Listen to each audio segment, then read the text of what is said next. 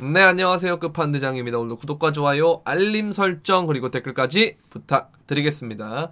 네, 요즘 보면은 이제 조금씩 이제 장이 조금 좋아지고 있기는 한데, 이게 이제 다시 하락을 가기 위한 어떤 그 디딤돌 역할을 하는지, 아니면 우리가 이제 상승을 하기 위한 디딤돌 역할을 하는지 좀 보려면 시장 상황을 또 체크해보면서 주변 상황을 봐야 되니까 이런 부분에 대해서 한번 해보도록 하겠습니다.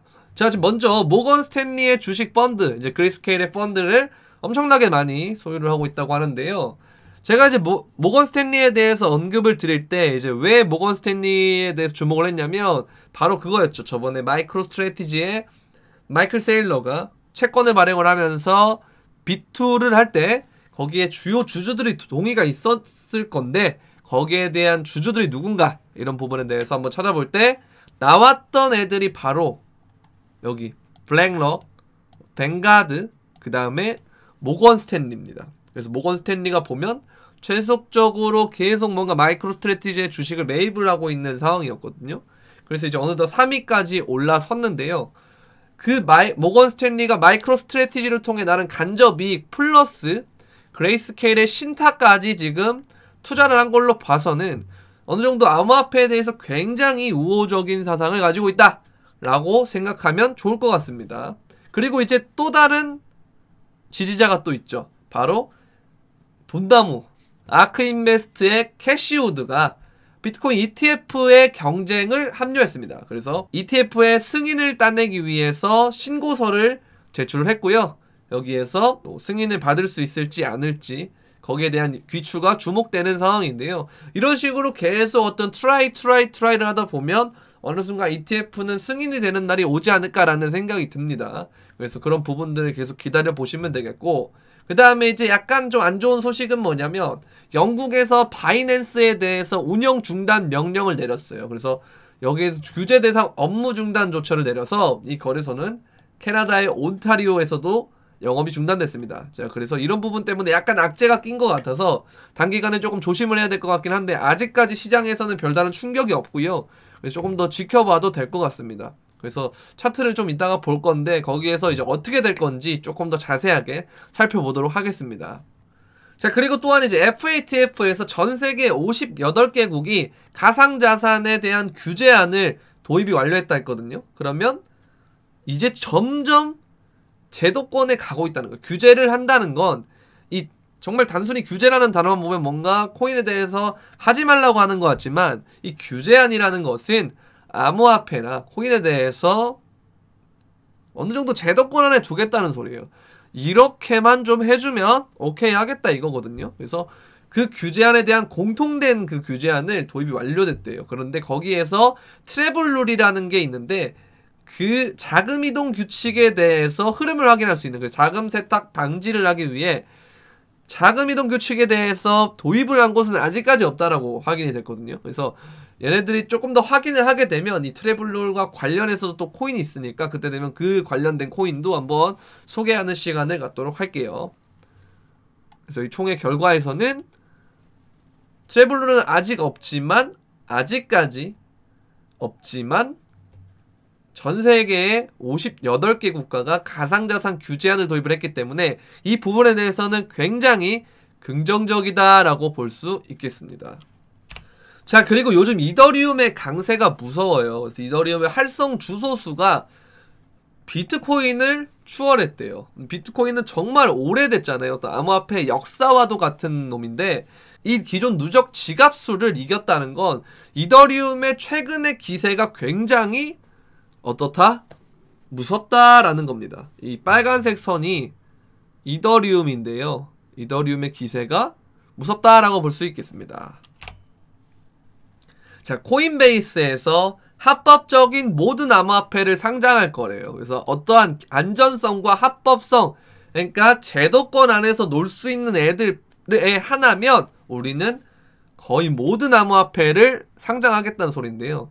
그건 이제 투자자들이 우리가 그냥 제도권 안에 있는 애들을 충족만 하면 거기에 대해서 그냥 자유롭게 선택권을 가져서 거래를 시키게 만들겠다는 소리인데 이제 코인베이스도 예전보다 뭔가 예전에 코인베이스는 아무나 상장 안 해준다는 그런 느낌이었는데 이제 점점 많은 코인들을 상장하는 움직임으로 가고 있는 것 같습니다. 그렇게 되면 많은 코인들이 상장이 되면 거기에 대해서 어떤 그 붐업이 일어나겠죠. 여기저기 막 그게 거품이 낄 건데, 그게 이제 다가올 장세에서 만약에 상승장이 됐을 경우에 이런 것들이 오히려 점점점 더 긍정적인 효과로 나올 수 있겠죠. 그래서 그런 부분들 일단 조금 지켜보셨으면 좋겠고, 그 다음에 또한 코인베이스는 독일에서 암호화폐 커스터디 사업 허가를 획득했습니다. 그래서 제가 저번에 항상 말씀드렸는데 7월 달에 주목해야 될 게 스페인, 독일 이런 쪽에 유럽의 암호화폐 기관 투자가 승인이 되는 시점이거든요. 그리고 자금이 들어오는 시점이기 때문에 이때 유럽에 대해서 굉장히 긍정적으로 한번 이들의 기출을 한번 주목을 해봐야 된다 그랬거든요. 그래서 유럽에 왜 유럽이 이렇게 좋은 상황이냐면, 이거 보시면 유럽이 생각보다 이 코인이 많이 하질 않아요. 그쵸? 여기 보시면 거의 안 하는 곳들도 있고요. 5% 미만도 있고. 대부분 보면 이 10% 미만이 이런 색깔인데 우리나라도 10% 미만이에요. 근데 여기는 10% 미만도 있으면서 5% 미만도 있고, 많이 하는 곳은 뭐 10%도 있지만 여기는 이런 그 구조가 많거든요. 그래서 유럽이 특히 저는 이런 부분을 보면서 오히려 더 암호화폐에 대해서 관심을 갖게 되면 어떤 붐업이 일어나지 않을까라는 생각이 들거든요. 어떤 디벨롭된 나라의 물가나 이런 부분이 상승이 돼 있고 더 이상 뭐 어떤 성장 동력이 없기 때문에 이 암호화폐를 통해서 어떤 성장 동력, 그리고 블록체인을 통해서 혹은 플러스 신산업이라는 걸 통해서 성장 동력을 마련하려고 하지 않을까. 유럽의 뭐 에스토니아나 이런 국가들처럼, 그리고 뭐 몰타 이런 국가들처럼.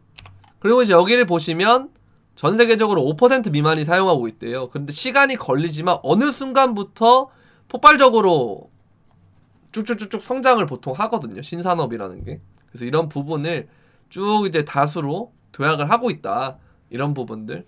그래서 조금 더 지켜보고 하면 비트코인, 이더리움 및 암호화폐라고 적은 거 보면 일단은 제가 봐도 비트코인이랑 이더리움이 먼저 될 수밖에 없어요. 그래서 제가 비트코인, 이더리움 이런 것들을 계속 말씀드리는 이유가, 어떤 걸 채택하기 위해서는 보통 대장주부터 채택을 되게 돼 있거든요. 그래서 이런 부분들 잘 한번 지켜보시면 좋을 것 같아요. 자, 마지막으로 차트인데요. 제가 이제 어제 텔레그램에서는 어떤 관점을 봤냐면 요렇게 이렇게 돼가지고 뭐 이렇게 한번 떨어졌다가 이렇게 간다? 이런 걸 봤는데, 요 관점이 아니고 이제 보니까 여기서 이렇게 뚫는 거 보면 이거는 제가 볼 때는 이 평행 라인을 봐야 될 것 같아요. 평행 채널을. 그러면 보면은 이 중간 미들 라인에 보면 저항이 이렇게 쭉 걸치고 지지선이 되고 이 중요한 채널 라인이 됐거든요. 그런 거 보면 이 상단 37,000대 구간, 이 구간까지는 좀 잘 갈 수도 있을 것 같긴 해요. 제가 볼 때는. 그래서 또 또 하나 봐야 될 부분은 뭐냐면 이제 이거죠. 요렇게 요 플래그 패턴, 베어 플래그 패턴 이렇게 가면 아직 남아있긴 해요. 근데 저는 이거보다는 오히려 뭘 보냐면 이 하모닉 패턴이라 그래가지고, 하모닉 패턴,